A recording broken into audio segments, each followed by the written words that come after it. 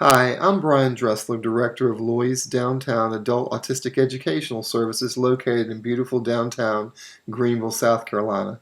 I'm here today to give you an overview of our program and let you know about our philosophy and teaching practices. We're here to help bridge the gap for people with autism, ASD, and other disabilities who need extra training to move from dependent living to independent living in downtown metropolitan locations like Greenville. At LOYS, we know that a key to independent living is to teach disabled individuals to exploit the natural resources and supports in the downtown area. One support is the Metro, which is the bus and trolley system in Greenville, and taxis. Of course, in larger cities, this would also include the subway and train systems.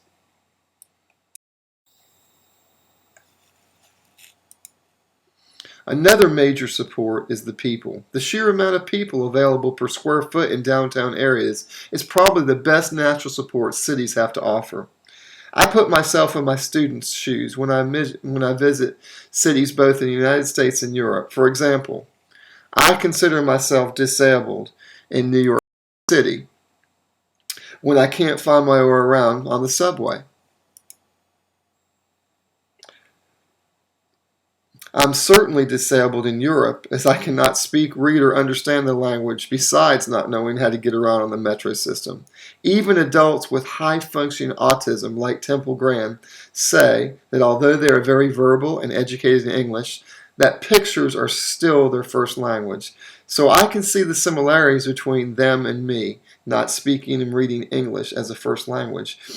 When I visit major cities across the United States, like New York and cities around the world, the people are the best resource to help me find my way and to help me with other things I need. I find that people everywhere are both willing and able to help me. We need to teach adults with autism and similar disabilities that they too can take advantage of these natural supports just like you and I do.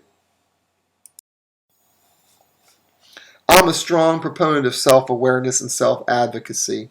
In my 15 years as a special education teacher, especially the last 6 years in special ed neurological self-contained class, I instructed my aides and my peer mentors that if Johnny can tie his shoe, he needs to do it, not you. If he is physically unable to tie it and doesn't realize it's untied, then prompt him first to recognize he needs his shoes tied, and then to ask someone around him, preferably a fellow classmate, to tie it. This is an excellent way to teach people with disabilities both self-awareness and self-advocacy. It teaches them not to depend on everyone else for everything they need. This is like everyone else who's an adult. In the world I live in, if I need to move a 200-plus pound dresser, what do? I ask a friend or somebody nearby, "Hi, can you help me move this?" It's not wrong to ask for help. It's just that I don't need someone else to come to me and say, "Oh, looks like you need help with that dresser, Brian." To function independently, I need to recognize that I need help, and then I need to go after that help myself. At LOYS, we do believe that most adults with disabilities can learn to function much more independently than they do now. Self-awareness and self-advocacy are integral parts of living independently. A person needs to first recognize, hey, I have a need here. Then ask the question, what can I do to fix it? Is there someone close by who can help? And then ask the question, if not, is there someone I can call to help me? I believe if we train adults with disabilities in self-awareness and self-advocacy, they can live much more independently. As I mentioned before, the reason LOYS chose a downtown location is because there are many more people per square foot than in suburban areas and much more available help than in the rural areas.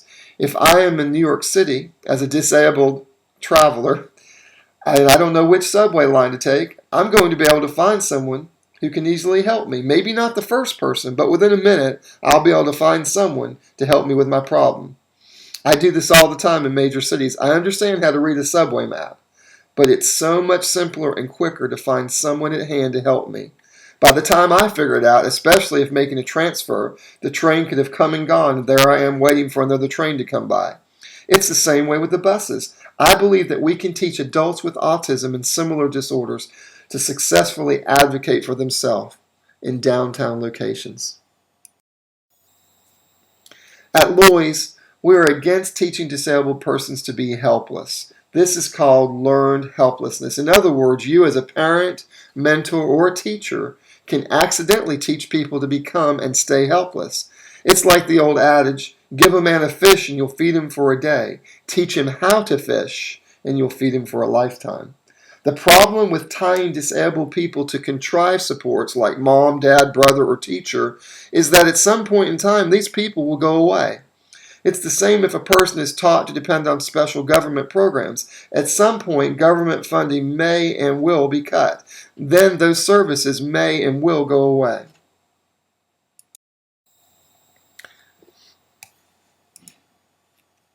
However, if we have trained individuals to depend on natural supports like the metro system and a variety of people, like people on the bus, shopkeepers, pedestrians, friends, they can enjoy independent living because most metro systems and certainly the people downtown will never go away, no matter how much government funding is depleted.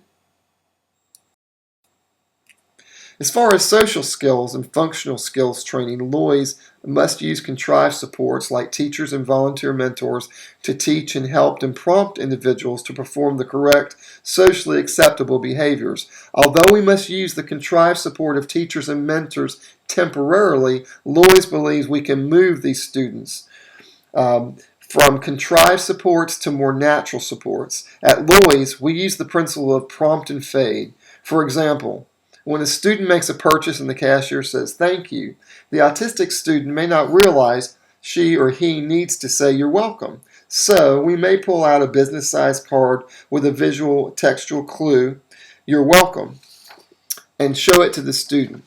After the client is successfully responding to the card, we fade that prompt by perhaps just reaching for the card and tapping it.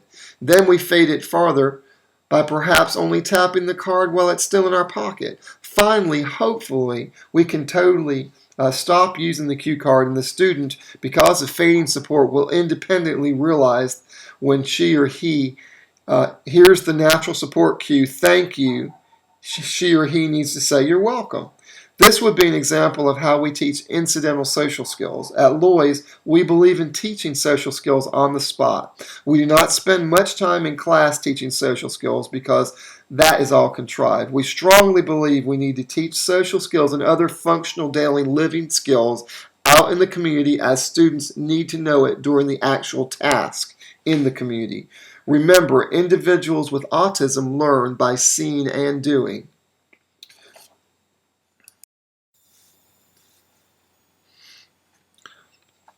Well, I hope this overview helped you understand some of the basic teaching strategies we employ at LOYS Downtown. Basically, it consists of 10% classroom teaching and 90% hands-on teaching in the natural environment, connecting students to natural supports and using contrived supports as necessary, along with the fading component. At LOYS, we look forward to serving you and your disabled family member or friend in a loving, kind, and patient atmosphere, moving them from dependent to independent living according to their individual capabilities.